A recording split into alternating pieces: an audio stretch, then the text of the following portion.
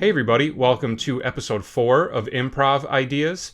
Today we are going to be doing a continuation on our discussion of bebop scales. In the previous episode we talked about the major bebop scale, and today we're going to be talking about the Dorian bebop scale, which is one of a couple of different bebop scales that can be used over minor chords, but I would say that this one is probably the most common one, and it's a great tool to get some new sounds into your playing and get a little bit more chromaticism to utilize over minor chords. So let's jump right into it. So we're going to do everything in the key of G. So just to start out, let's talk about what a Dorian mode is, and then I'll show you the added note that makes it a Dorian bebop scale. So if we're in the key of G, the G Dorian mode intervallically would be root, second, flatted third, fourth, fifth, sixth, flatted seventh, and then 8, or octave. And the Dorian mode is a great scale to use over minor chords in a wide variety of different settings, not only in jazz, but it works great over rock,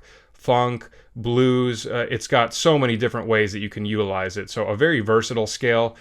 So now the way that we turn it into a bebop scale is we're going to have one chromatic note added to the scale. So in the Dorian bebop scale, you put a chromatic note between the flatted third and the fourth. So now the scale intervallically would become this: 1, 2, flat 3, natural 3, 4, 5, 6, flat 7, and 8. I'll go up the other octave.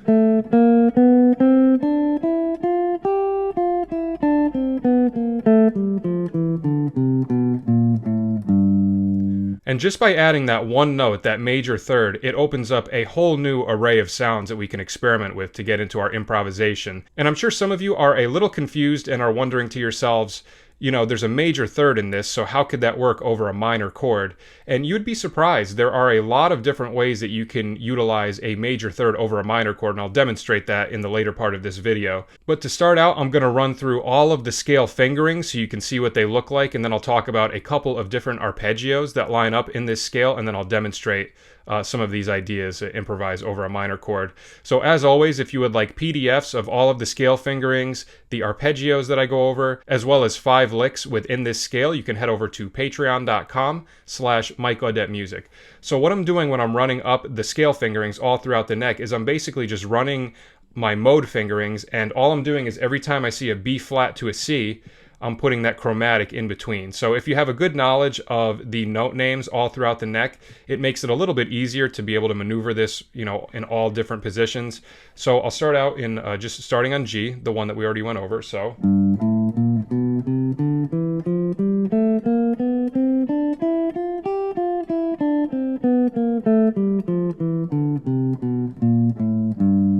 okay, now the second fingering, I'll start on A.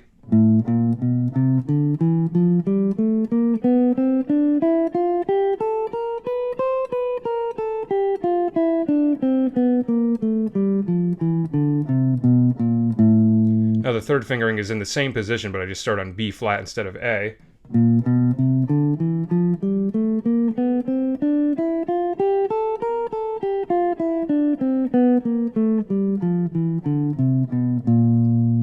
Now the fourth fingering, I'll start on C. Then I get this.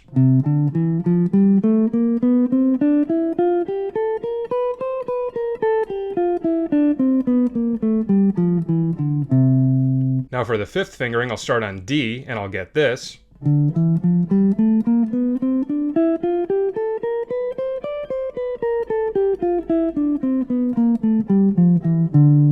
Now for the sixth fingering, I'll start on E, and I'll get this.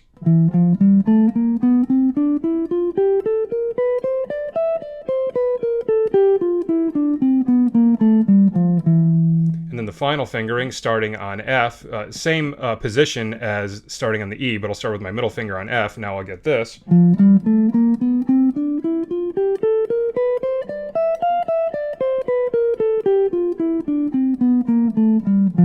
And then we go back back to G again.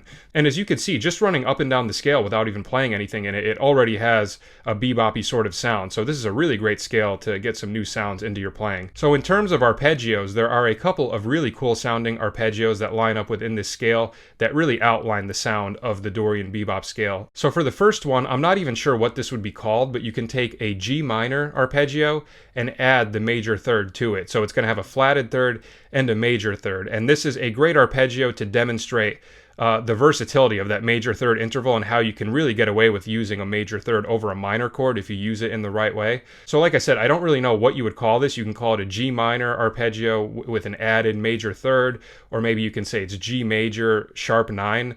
Not exactly sure, but I know it sounds cool. So if we do it here, it would sound like this.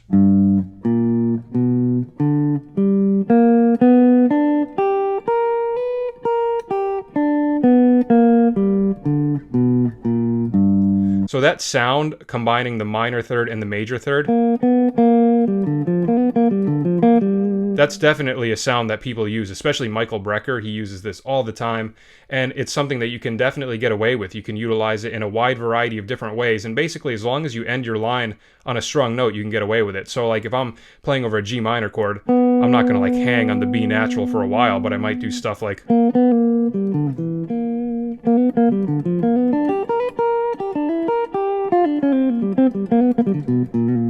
Right? It definitely works.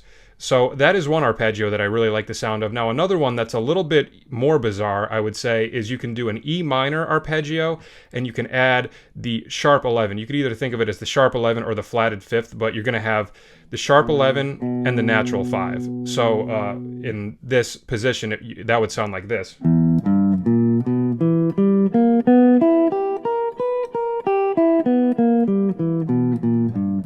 Now that one's really interesting because we're getting that minor third and the major third like we did in the previous arpeggio, but we're also getting the 6, right? Because E is the 6 of G. So that can give you some more sounds to experiment with, and the 6 is a great interval against the minor, right? It's a great note to end a line on. Right, really colorful, so that can give you some new stuff to experiment with as well. So in terms of arpeggios, my two favorites are the G minor with the major third added,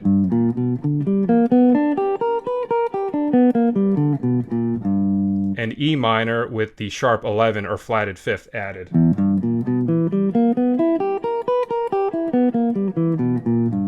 Right, both very similar. There's only one note that's different between the two of them, but that one note does make a big difference and gives you another sound to experiment with. So that covers the scales and the arpeggios. Now I will do a little demonstration so you can hear what these things sound like against a minor tonality.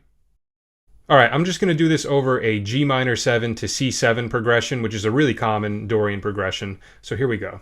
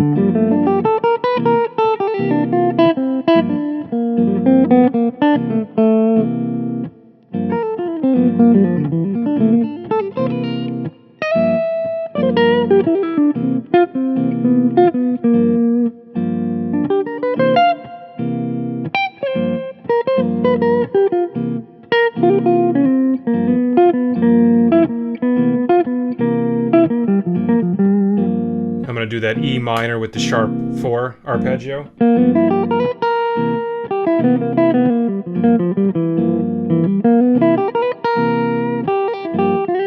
A couple things added to it, but...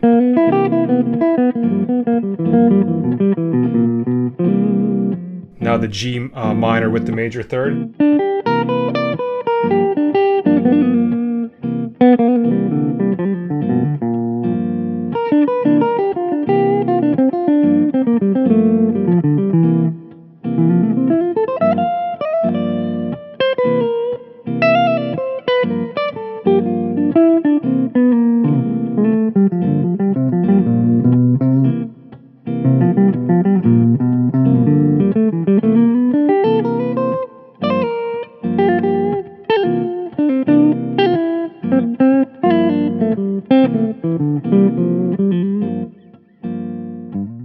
Alright, so hopefully that gives you a better understanding of this scale and what it sounds like, and some new insight into how you can utilize the major third over a minor chord.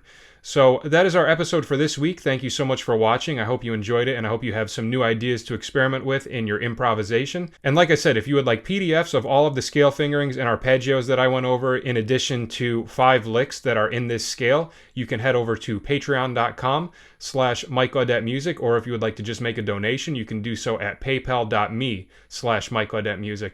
Thanks again for watching, and I will see you at the next episode. Take care.